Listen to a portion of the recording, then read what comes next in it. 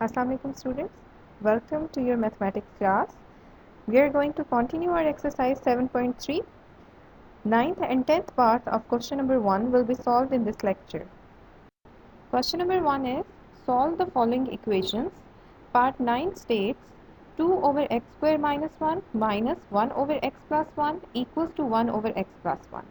अगर हम इस सवाल को गौर से देखें तो जो पहले हमने क्वेश्चंस किए उनको तो या तो हम सिंपली उनका एलसीएम से उन्हें मल्टीप्लाई करवा देते थे या अगर ब्रैकेट्स इन्वॉल्व हों तो ब्रैकेट्स की मल्टीप्लिकेशन करवाते थे, लेकिन यहाँ पे ना ब्रैकेट्स इन्वॉल्व हैं लेकिन डिनोमिनेटर में एक स्क्वायर आ रहा है। अगर कहीं भी कभी भी हमारे पास स्क्वायर की टर्म आ जाए तो हम या तो कोशिश करते हैं कि उसकी मिड टर्म ब्रेक हो जाए या हम कोशिश करते हैं कि उस पर कोई परफेक्ट स्क्वायर की आइडेंटिटी अप्लाई हो जाए। हमारे पास 3 आइडेंटिटीज होती हैं, एक्स प्लस ए प्लस बी होल स्क्वायर, ए माइनस बी होल स्क्वायर और ए स्क्वायर माइनस बी स्क्वायर। ये एक्स स्क्वायर माइनस 1 हमारी ए स्क्वायर माइनस बी स्क्वायर वाली टर्म पर पूरा उतरता है। एक्स स्क्वायर किसका स्क्वायर होगा? एक्स का। और 1 किसका स्क्वायर होगा? 1 का। तो अगर मैं इसको इस फॉर्म में लिख दूँ 2 over x square minus 1 square equals to 1 over x plus 1 equals to 1 over x plus 1। So a square minus B square, a की जगह एक्स लग जाएगा, बी की जगह 1, तो A square minus B square किसके इक्वल होता है? It is equal to A plus B and A minus B. So A means X, B means 1, so X plus 1 into X minus 1। अब हम देखेंगे कि हमारी जो गिवन डिनोमिनेटर्स है उसमें हमारे पास एलसीएम क्या आता है।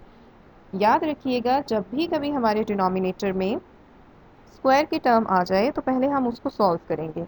हमने सॉल्व कर लिया, अब हम देखते हैं हमारा एलसीएम क्या है। x plus one, x plus one, x plus one तीनों फ्रैक्शंस के डिनोमिनेटर में सेम है, इसलिए हम इसको एक दफ़ा कंसिडर करेंगे। और हमारे पास दूसरे डिनोमिनेटर में x माइनस वन भी है, इसका मतलब हम x प्लस वन और x माइनस वन से अगर तीनों फ्रैक्शंस को मल्टीप्लाई करवाएं तो हमारे डिनोमिनेटर्स ख़त्म हो सकते हैं। सो मैंने x plus one into X minus one पहली फ्रैक्शन के साथ लिखा, माइनस उसके बाद again x plus one X minus one next fraction के साथ equals to x plus one X minus one with the next fraction. X plus one से cancel हो जाएगा, x माइनस वन से कैंसिल हो जाएगा। इसी तरह अगर हम सेकेंड फ्रैक्शन की तरफ आएँ तो x प्लस वन को कैंसिल करेगा और लास्ट फ्रैक्शन में भी x प्लस वन को कैंसिल करेगा। तो हमारे पास रिमाइंडर्स क्या बचते हैं यहाँ से, क्योंकि सारे डिनोमिनेटर और न्यूमरेटर कैंसिल हो चुके हैं 2 के अलावा, तो हम 2 लिख देंगे। माइनस यहाँ पे हमारे पास सिर्फ x माइनस वन बच रहा है तो हमने इसे ब्रैकेट में लिखा क्योंकि बाहर माइनस का साइन था। इक्वल के बाद हमारे पास 1 into X minus one reminder है, लेकिन हम 1 नहीं लिखेंगे बिकॉज 1 से मल्टीप्लाई करने के बाद हमारा आंसर सेम रहता है। ब्रैकेट ओपन की, 2 minus x plus one equals to x minus one. Previous slide में लास्ट स्टेप हमारे पास आया था 2 minus x plus one equals to x minus one.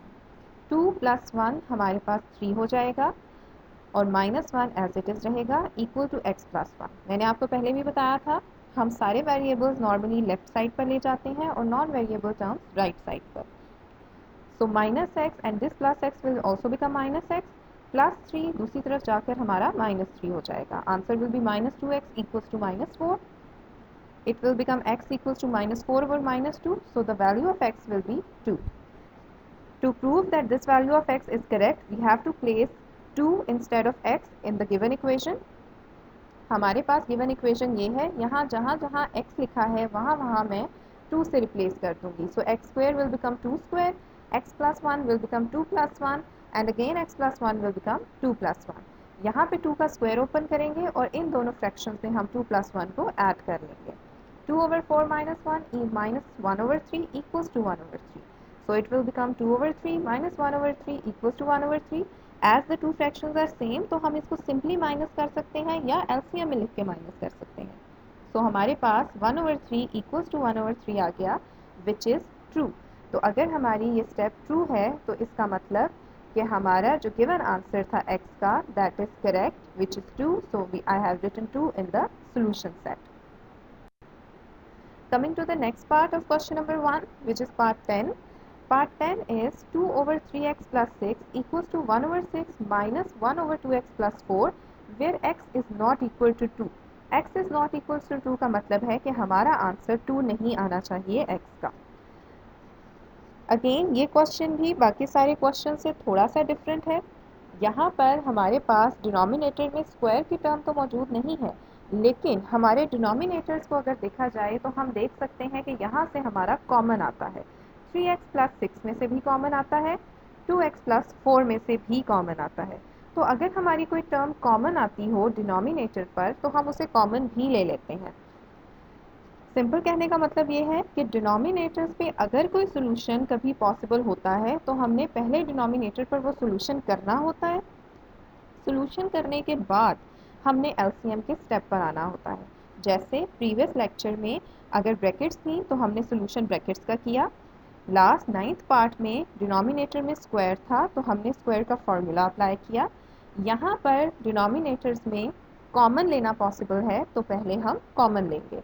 3x plus 6 में से क्या कॉमन आता है? 3x प्लस 6 में से 3 कॉमन आ जाएगा।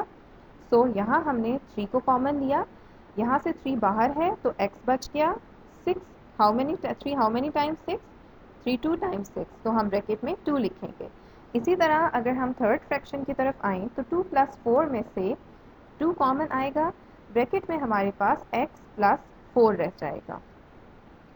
अब जो सिंपल डिजिट्स हैं विच इज़ 3 6 एंड 2, उनका हम अलग से देखेंगे कि क्या एलसीएम है।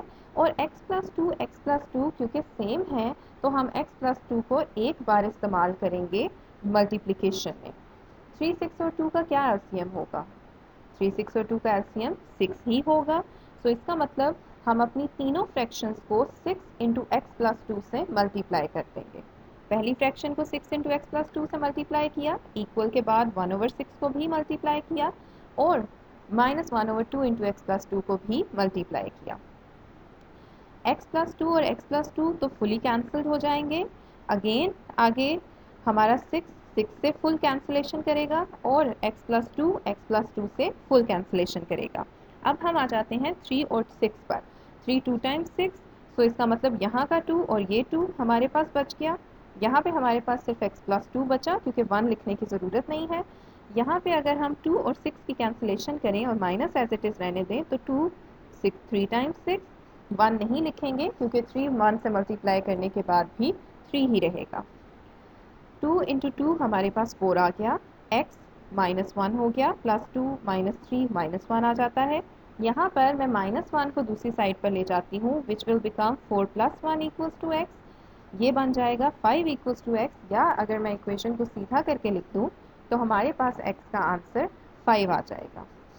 इस आंसर को एट द एंड हमने सोल्यूशन सेट में लिखना है, लेकिन before writing it in the solution set we have to check that whether the answer is correct और नॉट, वो हमारी गिवन इक्वेशन को सेटिस्फाई करता है या नहीं।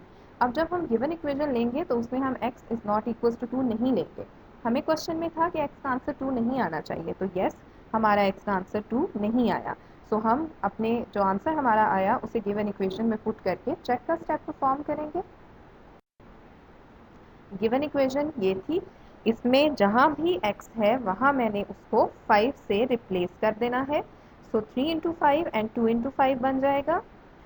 ब्रैकेट्स ओपन करने के बाद it will become 2/15 plus 6 equals to 1/6 minus 1/10 plus 4। Denominators में क्योंकि एडिशंस पॉसिबल हैं इसलिए हम 15 और 6 को ऐड करेंगे, वो 21 बन जाएगा।